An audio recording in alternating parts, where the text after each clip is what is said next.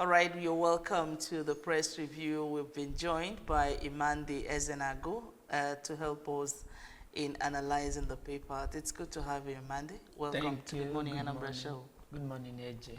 Thank Yeah, God good it's morning. Friday. I did it. You'll be okay. That's good. All right, we have so many stories to bring your way, but we begin with stories that are making their headlines on ABS website. Security, rousing reception for Soludo's campaign team at Ihiala. Anambra PPSSC holds Students' Cultural Carnival in Oka.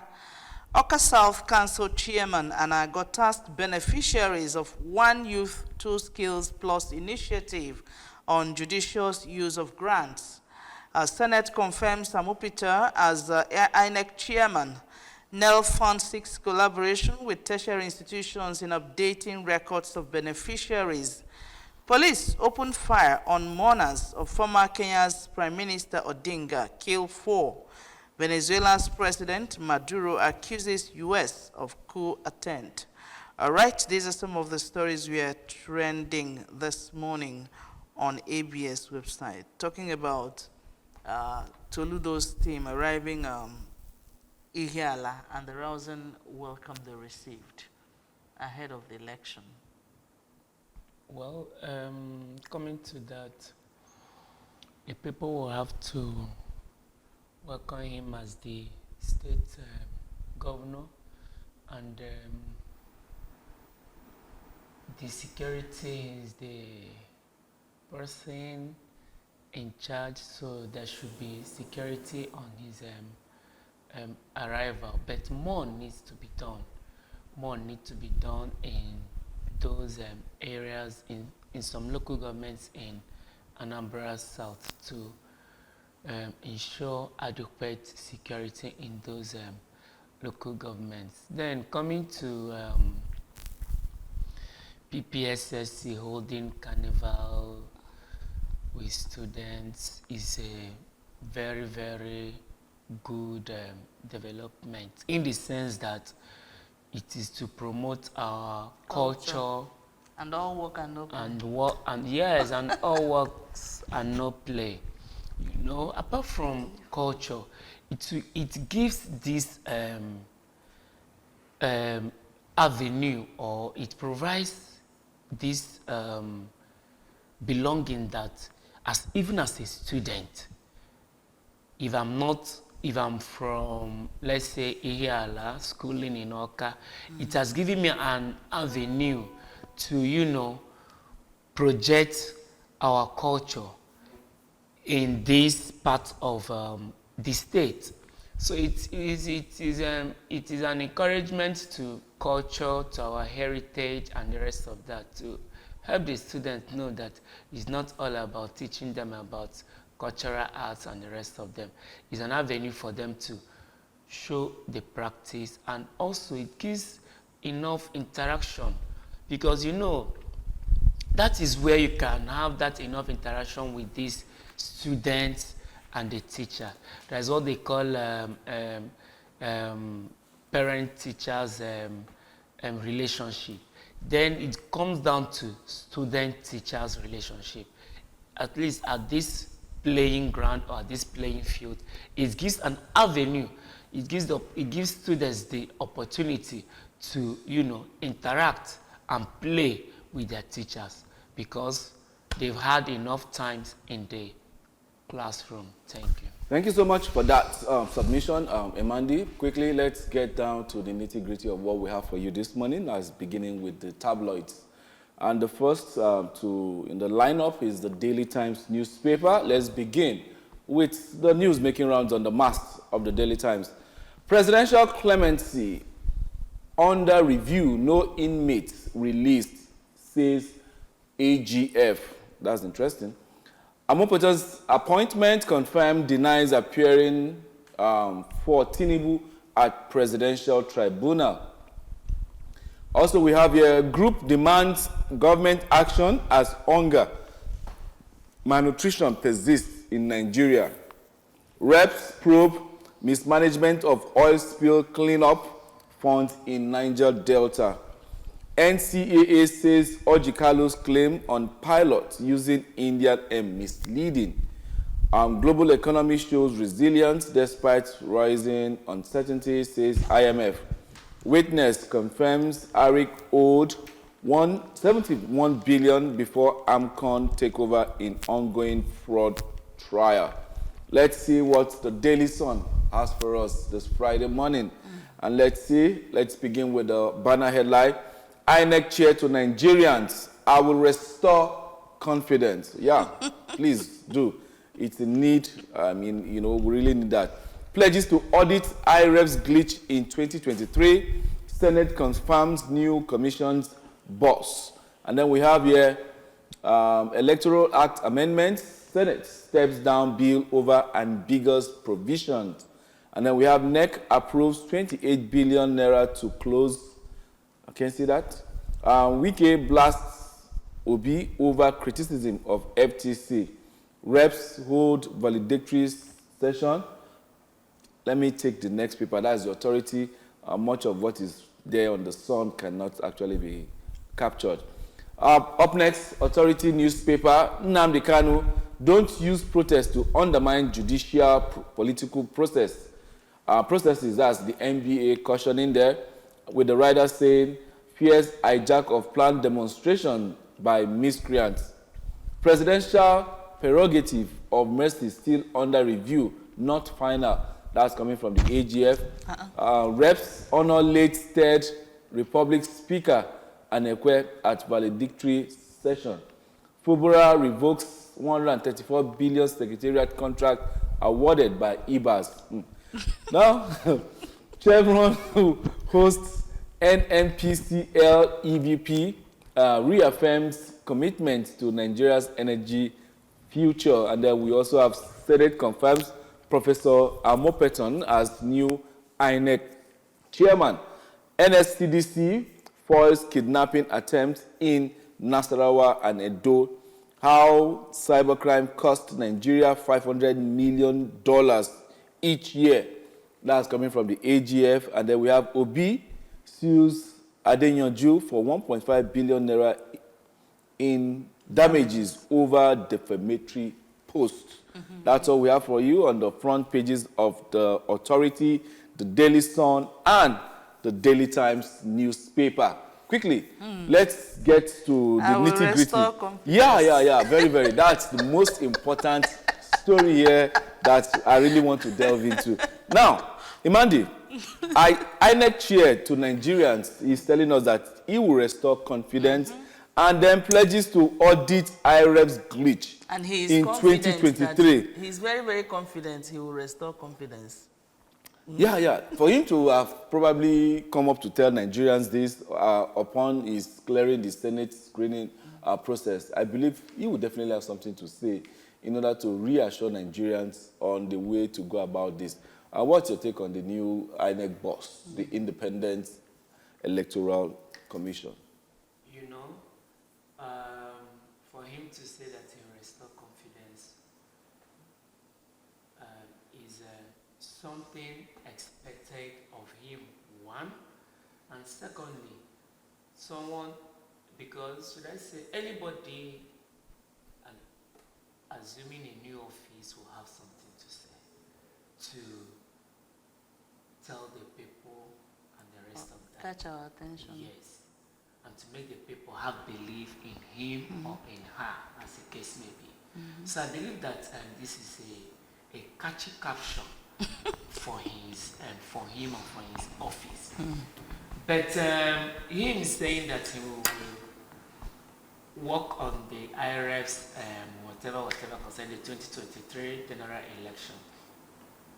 I will not be surprised if he comes out with the same results or the same evidence, as the case may be, or the same words or statements from the immediate past INEC chairman. I won't be surprised. Because at the end of the day, what we should be looking at is, because not for him to say that he will restore confidence, that shows that he knows that of a truth that Nigerians have lost confidence in governance. They've lost confidence in government. They've lost confidence in leaders, in our politicians. So you see, INEC is just like, let's say, an institution where this confidence can be restored. So let's watch and see if he can fulfill this promise. But to me, I see it as a catchy caption for his office. Just like, let me just say, a mantra. Let it be a catchy mantra for his new office, so that the people will now relax and have confidence in him. Then at the end of the day, he may give us that confidence that he has pledged. But one thing about leadership in this country is that our leaders don't give accounts. They lack accountability. So let's see how the results of the audit he has promised. I believe that will be from where we will know if the restoration of this confidence will come up well or not. The audit, the result that he will come out with at the end of the day, will tell us if truly he is willing, if he is saying that he will restore this confidence, if it is coming from his heart or coming from his stomach. All right, we'll definitely know that. But then let's get to see what the story on the Daily Times is telling us this morning, talking about the presidential clemency under review. No inmates released yet, says the AGF. Wow. Just after 175 people were granted clemency of mercy, and now we are hearing that they've not been released. After the uproar, you understand, everywhere in the country, and now we are hearing that nobody has been released, that they are reviewing it. I hope after this review, according to their statement. Yeah, I hope after this review, we'll definitely get to see who was dropped. This is more like nomination here. Who was dropped and who was allowed to go free. What's your take on that, Emendi? The first question. It seems Nigeria's voices, they want to hear the voices of Nigeria, because there was a lot of criticism. Of course. After the yes. So I don't know whether they are beginning to listen to Nigerians now. It's not a matter of beginning to listen. Why didn't the review come up before the president declared the pardon on this 175 inmates? And on what grounds were they granted this pardon? This presidential pardon. And this is not the first time we are saying this in this country. This is not the second time. Because we've seen cases whereby bandits, terrorists will be arrested. Instead of them being prosecuted, they will be declared as repentant terrorists, and then they will be recruited into the Nigerian army to fight terrorism. Who does that? Where is it done in this part of the world? It's only in Nigeria. Now, the only thing is just that I believe that they've told us that none of them have been released yet.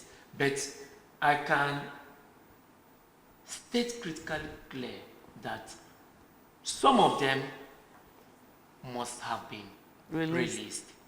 And the remaining others will soon be released. This is Nigeria. And we know how these politics come out on daily basis. Let's not forget, let's not depend and believe the news and whatever thing that we see on the front pages of the newspaper. The only thing is just that at the end of the day, they will still come out. So if terrorists and bandits can be declared as repentant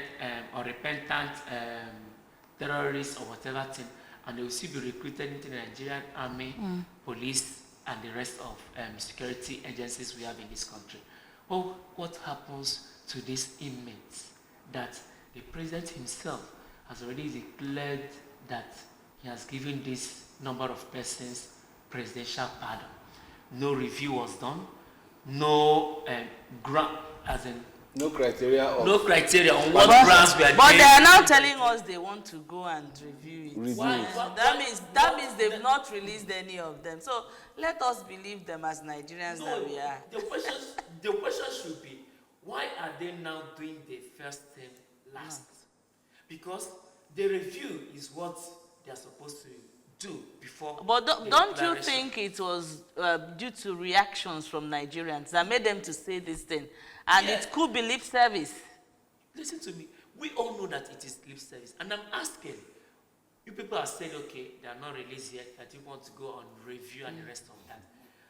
These modalities or these processes, didn't they come up before declaration? If actually it came up before the declaration, as Nigerians we are clamoring for this and asking questions and the rest of that, they would have just, what they would have done is just to present the processes. Yes, we are giving them pardon on this on based on this and that, this and that, this and that, convincingly, immediately. Not telling them that okay, that they are not yet ready, that we are still going on another review and the rest of that. All right, let's go on now. Who is Let's deceiving let's see the other papers. Daily Trust newspaper blueprint, and this day we see them. On the Daily Trust, we have decision and clemency not final. That's coming from the federal government. We just talked about it now, and of course, other stories there. Troops arrest wounded bandits, destroy camps in Kogi. 2026 Hajj, Saudi Arabia slashes Nigeria's slots to 66,910. Why our governors are defecting, that's coming from the PDP. And of course, Senate confirms Amupita, we've seen that. He is now the INEC chairman. Other stories, we see other stories there that says a 3-year-old baby raped. Wow. Is that 3 year I'm seeing or that? Some 3-year-old murdered in Jigawa. This is gruesome. Killings continue despite truce in Gaza. And last but not the least, from the Daily Trust says Ijama rejects a Christian genocide claim. Ulama, sorry. Okay, let's now move on to the next paper, the Blueprint newspaper. Elections under me will be credible. Amopita is still assuring Nigerians, knowing that a lot of Nigerians do not have confidence in the electoral body. Ohaneze, this own Sowore article relays Nnamdi Kanu protest. Ohaneze Ndibo, this owns Showore article released Nnamdi Kanu. Okay, they will tell us their reasons now. Election, okay. We're still under in the Blueprint newspaper, we have Jonathan Oni, Jegala One, Hills LDS DG, Suleiman's reform. Agency reviews 1,300 bills, conducts 700 trainings, playoffs on sports. Ajayi suspended for Gabon tie. And of course, amnesty for 175 ex-convicts, okay, still under review. Federal government is still telling us. Other stories coming from that paper.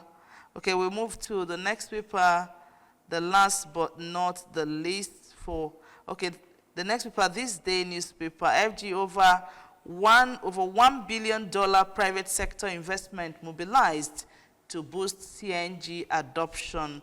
We have a rider there. Bloomberg, Dangote refinery slashes crude purchase by over 50%. Fueling supply concerns. Senate confirms, we've seen that. FG presidential pardon still under review. Okay, we are hearing you. We've had you. Okay, these are some of the stories we are trending for now in these papers. I don't know where we take review from, you know, troops arrest wounded bandits. Do we look at that, or slash of Saudi Arabia slashing Nigeria's slot to 66,910? This slashing of slots to 66,000 is not part of the things that we have to look into in this country. All these excess spending for these, what do we call it, pilgrimage and the rest of that, it has to come down. That is not what we need now. In fact, we don't even need it at all. If you cannot sponsor yourself, sit in your homes. Because most of these people, they've gone once, they've gone twice, they've gone multiple times, and they're still going again. At the end of the day, they hike and pad the budget for this pilgrimage. Very soon, that of the Christians will also come up too. Now, I want to talk about governors leaving PDP for APC. It's quite unfortunate that as of today, South-East and South-South don't have any PDP governors. All of them are those that are in PDP, that were in PDP, they are already in APC. I think 2 days ago, that of the governor of Bayelsa State declared his resignation from PDP. It keeps happening. PDP should fix their homes. If a home cannot be fixed, the people there are placed under danger.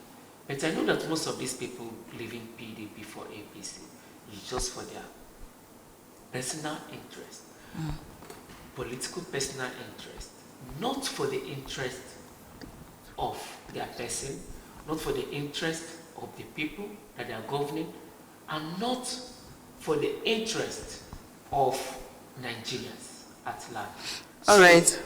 All right, let's move on, for our time is fast running. Let's see other papers before we wrap up the show.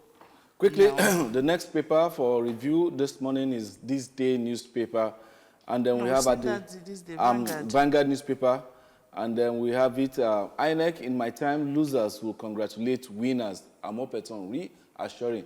Please, I will go and store all these remarks somewhere, so that when that day comes, I'll be using it to terrorize social media. Now, National Grid loses 0.1 megahertz in September. And then while we have not released inmates, by Tinubu, that's coming from the AGF, suicide takes center stage as Vanguard's third mental health summit holds today. Presidential pardon, Macaulay shouldn't have been lumped with ex-convict. That's the family. That's the family saying. That's really, really funny. Users' rapid data depletion threatens telecom sector growth. I think I joined in this complaint. Then we have sector's $1 billion gain at risk. Subscribers accuse telcos of manipulations, threatens class action. Telcos dismiss allegation as baseless. Well, let's see. Rivers revokes 134 billion naira contract awarded by IBAS. Others refund. Whoop. 2027 APC moles have taken over INEC INC rather. Scribe cries out. And then we have sports. 2026 World Cup playoffs, 14 billion windfall from FIFA await NFF. If Nigeria qualifies, only if. And quickly, let's go to see what we have for you on the front page of the Daily Independent newspaper. Okay. New INEC boss vows to restore Nigerians' trust in commission, with riders saying, assures election will truly reflect the will of the people. Seeks Electoral Offences Commission to prosecute electoral offenders and crimes. Promises credible elections where loser will congratulate winner. Says real-time transmission of results requires legislative clarity. To audit IREF to identify glitches that undermine 2023 elections. Senate confirms Joash Amupeton as INEC chairman, praises him. And then we have Nnamdi Kanu. NMA releases a report, says ailment not life-threatening. Now, strike, federal government not sincere with collective bargaining. CBN assures foreign investors of federal government resolve to advance reforms, unlock opportunities. IMF identifies risk of domestic borrowing in Nigeria and others. And then we have Rivers. Okay, we've seen that story. Oil output slumps to 7-month low as strikes order disrupt production. And that's all we have for you on All the right, front. quickly we move to the Nation newspaper. INEC chair, we've seen that before in other papers. NMA's Kanu's ailment, not life-threatening. We've seen that. Senate steps down Electoral Act bill for wider consultation. And of course, we move on to the last but not the least paper for this morning, the Nigerian Tribune. My agenda for INEC, that's Amopita still talking.